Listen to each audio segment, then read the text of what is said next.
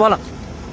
गरम गरम कांदा, कोथिंबीर, पालक, इकडे आणखी पुदिना, आणखी 2-3 रान भाज्या भेटल्या त्या बी टाकून असे मस्त भजे बनवले ना मित्रांनो. हे बघा, याला 1 तास झाला तसे भजे खाऊ राहिले तरी व इकडे तोंड आहे त्यांचे. 4 किलो बेसन संपवलंय. ऐकाय नाही त्यांची. खा खा खा, आपण आनंद घ्यायला शिकलो तर बरोबर का.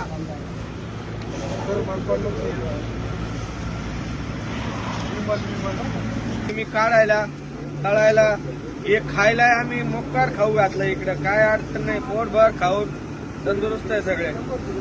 थोडे हे झाले सर्दी ना, पण काय नाही, त्यांना म्हणलं भजे खा म्हणजे उद्या पण खोकला चालू होऊन जाईल तुमचा. खा, काय काही करू नका.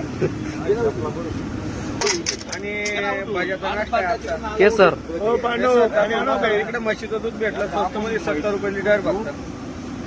आणि पाहुणे ते द्यायला भरपूर रे.